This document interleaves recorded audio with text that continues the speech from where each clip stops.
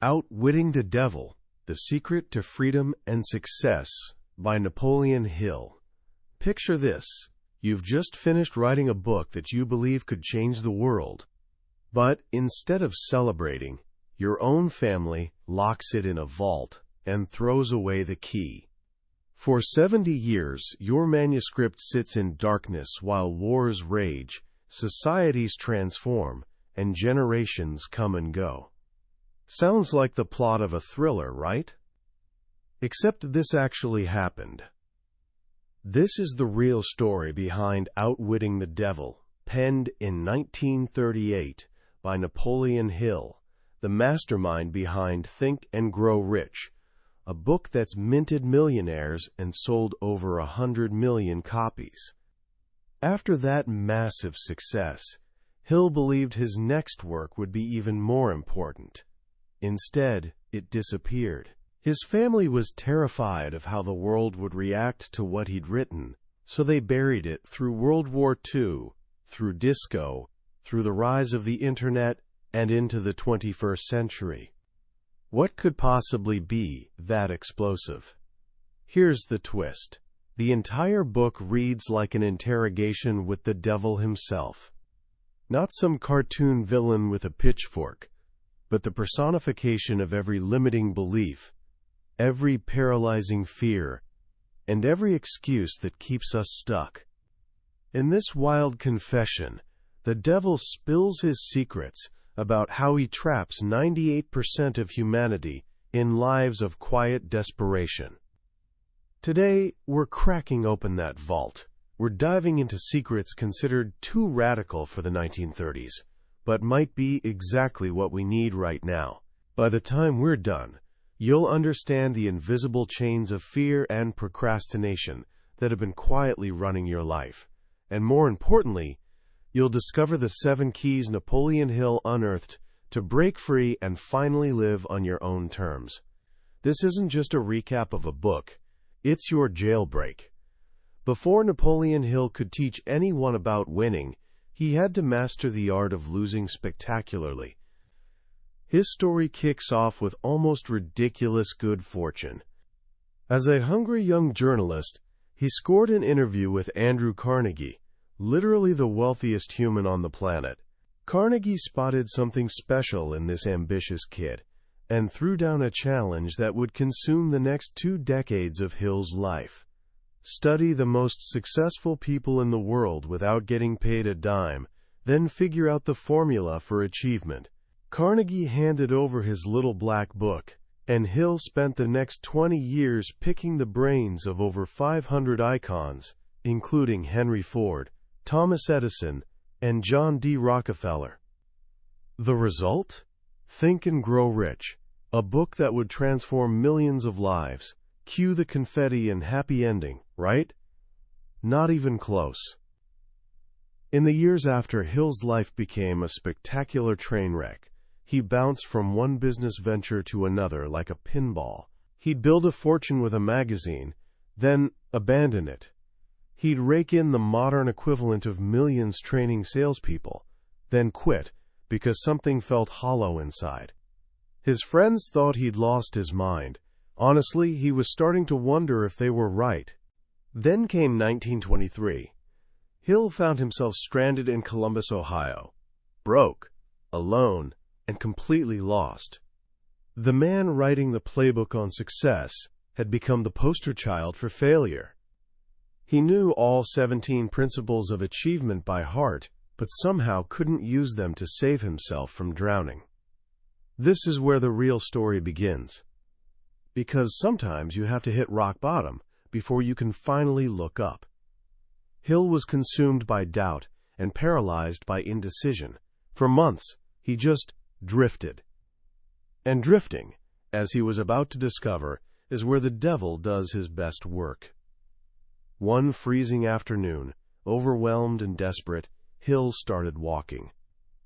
No destination, just movement. Hours later, his feet suddenly stopped, as if someone had hit pause on his life. The world dimmed. A vibrating energy filled the air. Then an eerie calm washed over him. A crystal-clear command echoed in his mind. The time has come for you to complete the philosophy of achievement. Go home and start writing. In that electric moment, Hill realized he'd been running from his real purpose. He'd been chasing money and status while ignoring his true calling. He called this awakening the discovery of his other self, the fearless, purpose-driven part of him that had been buried under layers of doubt. This experience lit the fuse for Outwitting the Devil. Hill realized he'd spent most of his life controlled by his quote, first self, driven by fear and uncertainty. His other self operated from faith and clarity. These two forces, he concluded, battle for control inside every single one of us.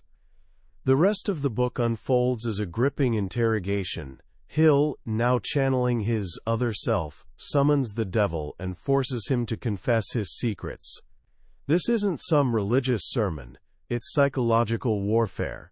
The devil represents the destructive force inside our own minds that feeds on our ignorance. So what's in the devil's toolkit? Hill makes him spill everything. The devil's favorite weapon? The habit of drifting. A drifter, the devil admits with obvious pleasure, is someone who lets me do all their thinking for them. They'd rather I occupy their mind than go through the trouble of using it themselves. Sound familiar?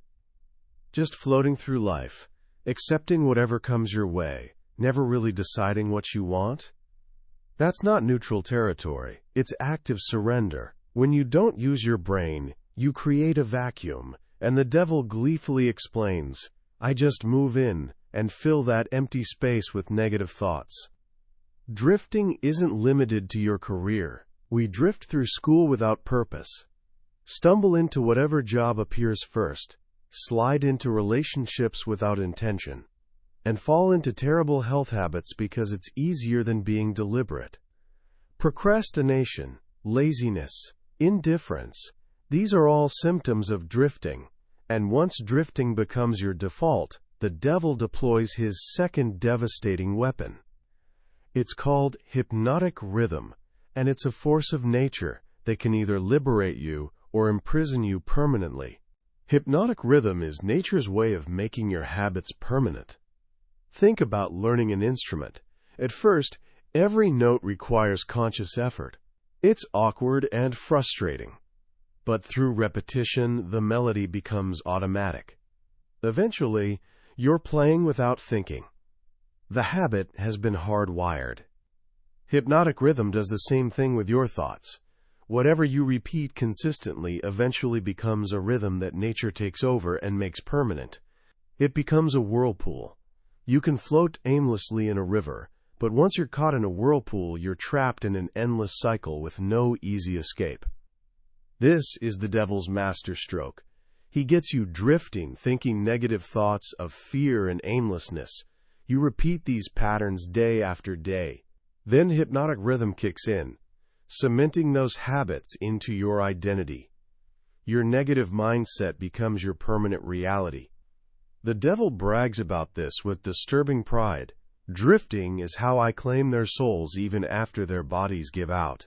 It's a chilling idea that a life without clear purpose leads to a kind of spiritual extinction. So how does the devil trick us into drifting in the first place? He bribes us with our own desires. His greatest hits include the lust for money, vanity, greed, and the obsession with getting something for nothing. But his ultimate weapon is fear. The devil confesses he plants 6 core fears in human minds. 1. The fear of poverty. 2. The fear of criticism. 3. The fear of illness. 4. The fear of losing love. 5. The fear of aging. 6. And the big one, the fear of death. He chuckles darkly. Fear of something that doesn't even exist works just as well as fear of something real. He creates a living hell on earth by trapping us inside our own terrified thoughts. Even more disturbing, he reveals his greatest allies are often parents, teachers, and religious leaders. Not because they're evil, but because they're already victims of his system. Parents unconsciously pass their fears to their children. Schools teach kids what to think instead of how to think, rewarding memorization over independent thought. Religious authorities sometimes use the fear of damnation as a control mechanism, which the devil admits is music to his ears. As long as people fear something, I've got them right where I want them. At this point, things look pretty grim. If 98% of people are drifters, trapped by fear and locked down by hypnotic rhythm, is there any hope at all? Absolutely. And this is where the book shifts from horror story to battle manual. Hill forces the devil to reveal 7 principles anyone can use to break free and reclaim their life. These are your weapons for outwitting the devil. Principle 1. Definiteness of purpose. This is your foundation. The devil reluctantly admits. Any person who can be definite in their aims and plans can make life deliver whatever they want.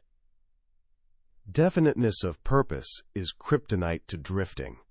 When you know exactly what you want, your mind becomes a fortress the devil can't penetrate. A definite purpose works like a compass. Sure, you'll face storms and detours, but you always know which direction is north. The devil explains that people with definite purpose see the difference between temporary setbacks and actual failure. When their plans don't work, they create new plans without ever abandoning their ultimate purpose. A mediocre plan executed with definiteness beats a brilliant plan executed with hesitation every single time. Principle 2. Self-discipline. Once you have your purpose, you need the discipline to pursue it. The devil reveals the foundation of self-discipline rests on mastering 3 basic appetites. 1. Food, specifically overeating and poor nutrition that fog your thinking. 2. Sex, the undisciplined expression of it, which drains your creative energy. 3. Loose opinions, the habit of talking too much and guessing instead of actually thinking. Hill's perspective here is fascinating. He argues that sexual energy, when controlled and channeled, becomes your most powerful creative force. All great leaders have high sex drives, but they redirect that energy into their work, giving them charisma, drive, and imagination. Meanwhile, overindulgence in food, especially junk food, literally poisons your body and makes your brain sluggish and irritable, creating perfect conditions for drifting. And the habit of spouting opinions without facts signals vanity and ego. Wise people listen far more than they speak, collecting knowledge instead of broadcasting ignorance. Principle 3. Learning from adversity. This is where drifters and non-drifters take completely different paths. The drifter hits a wall and quits. The non-drifter hits the same wall, views it as temporary, and searches for the lesson. The devil hates this principle with a passion. He grudgingly confesses, every adversity carries the seed of an equivalent benefit. Failure isn't real until you accept it as permanent. It's just a circumstance, a state of mind. Beyond that, adversity is actually nature's way of disrupting your negative habits. It's a shock that forces you to change direction, to think differently, to tap into your other self. The devil admits that failure often works in your favor because it can shatter the grip of hypnotic rhythm and free your mind for a fresh start. Success, Hill writes, is usually just one step beyond the point where most people quit. Principle 4. Controlling your environment and associations. All people, the devil reveals, absorb the thought habits of those they spend time with, whether they realize it or not. Your environment includes all the forces that influence you, but your relationships are the most powerful part. If you surround yourself with negative, fearful drifters, hypnotic rhythm will force you to become like them. There's no escaping it. That's why successful people are incredibly selective about their inner circle, especially their life partner and closest colleagues. They surround themselves with positive, harmonious people who share their definiteness of purpose. This is the essence of the mastermind principle, a supportive alliance working toward common goals. Drifters let anyone into their life. Non-drifters guard their associations like treasure. Principle 5. Time. Time is a double-edged sword. It's the force that solidifies your habits through hypnotic rhythm. If your dominant thoughts are negative, time becomes your enemy, weaving those thoughts into a permanent pattern of failure. But if your dominant thoughts are positive, time becomes your greatest ally, crystallizing your positive habits and manifesting your purpose into reality. Beyond that, time is the ingredient that transforms knowledge into wisdom. Knowledge is just accumulated facts. Wisdom is knowing how to use those facts harmoniously to achieve your goals. Hill notes that most people don't acquire real wisdom until after 40. Before that, they're too busy collecting information. It's through years of experience, especially through adversity and failure, that we learn to apply knowledge effectively. Principle 6. Harmony. This principle means achieving alignment between your spiritual, mental, and physical environments. It means acting with definiteness of purpose to become the dominant force in your own life. Nature forces everything within an environment to harmonize. A group of prisoners will synchronize around negativity and resentment. A group of entrepreneurs will synchronize around ambition and possibility. The principle of harmony demands that you either master your environment or your environment will master you. There's no middle ground. To achieve harmony, you must align your thoughts, actions, and relationships with your definite purpose. Principle 7. Caution. The final principle is caution. Next to drifting, the devil warns, the most dangerous human trait is lack of caution. The drifter acts impulsively and thinks later, if at all. He jumps into jobs, relationships, and business deals without a plan. The non-drifter exercises caution. He thinks through his plans before taking action. He anticipates obstacles and prepares for them. He takes nothing for granted. Hill clarifies that caution isn't the same as fear. Fear paralyzes you. Caution empowers you to move forward intelligently. It's the habit of thinking before acting, of creating a definite plan and executing it with precision. And there you have it, the 7 principles to outwit the negative forces in your life. This entire book is a deep dive into human psychology. The devil Hill interrogates isn't some external monster. He's the shadow side of our own consciousness, the voice of fear, the pull of procrastination, the seduction of mediocrity. He's the drifter inside all of us. Hill's message, hidden for 70 years, is that this force only has power when we remain ignorant of it. The moment we become aware of its tricks, we can fight back. By defining our purpose, mastering ourselves, learning from setbacks, controlling our environment, using time wisely, living in harmony, and acting with caution, we flip hypnotic rhythm in our favor. We stop drifting and start directing. We silence the voice of fear and awaken our fearless other self. In the end, freedom isn't given to us. It's something we must claim by taking absolute control of the one thing we truly own, our own thoughts. As we wrap up this journey into Outwitting the Devil, it's impossible not to feel both urgency and hope. When Napoleon Hill wrote this in 1938, the world was falling apart. The Great Depression had devastated economies, and war was brewing in Europe. Hill witnessed a world paralyzed by fear, indecision, and collective drifting, a world where the devil, as he called it, was clearly winning. What's striking, and maybe a bit unsettling, is how perfectly this message fits our modern world. We live in the golden age of distraction. The drifting Hill described has gone nuclear. We can drift for hours through social media, news alerts, and endless entertainment. Fear is broadcast 24/7 by a media ecosystem that profits from crisis. And the pressure to conform, to follow the herd instead of thinking independently, has never been stronger. The brilliance of this book is its central metaphor. By personifying our inner demons as the devil, Hill makes the enemy tangible. It's not just vague anxiety or bad habits anymore. It's a cunning adversary with specific tactics. And once you know your enemy's playbook, you can finally start winning. For me, the most powerful concept is hypnotic rhythm. It's both beautiful and terrifying. The idea that nature itself will take your most repeated thoughts and actions and make them your permanent reality. It explains why breaking bad habits feels impossible and why good habits, once established, feel effortless. It's a law as real as gravity.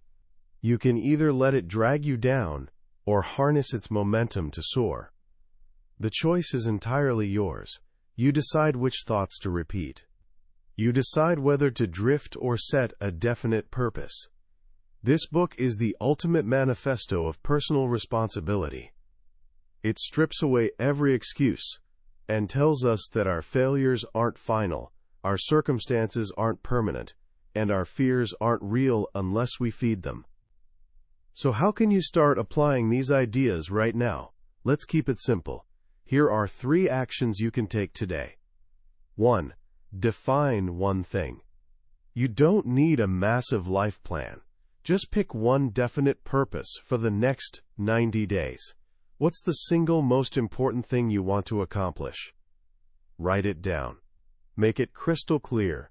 This simple act of definiteness is your first step toward stopping the drift. 2. Audit your inner circle. Think about the 5 people you spend the most time with. Are they lifting you up or dragging you down? Are their thoughts primarily positive or negative?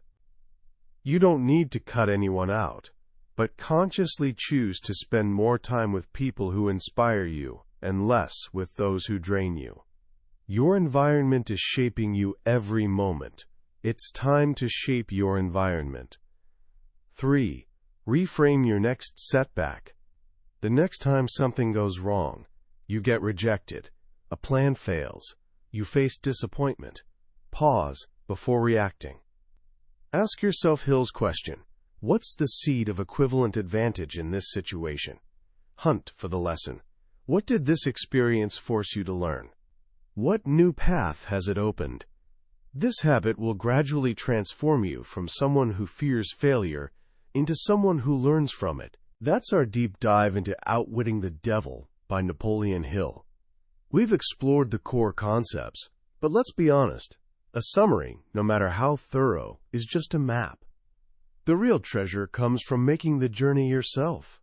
The true power of this book lies in how Hill's words challenge you, provoke you, and force you to examine your life with brutal honesty. This summary is your starting point, a guide to help you decide if this journey calls to you. If anything we've discussed today resonated, if you recognized yourself in the devil's confessions, then grab a copy and experience it firsthand. Reading it isn't just about gaining information. It's an experience that could fundamentally shift how you see yourself and your possibilities. The link to the book is in the description. If you found this exploration valuable, please like this video and subscribe to the channel so you won't miss our next deep dive into another transformative book from the Billionaire's Bookshelf. Let's keep outwitting our own devils and growing together.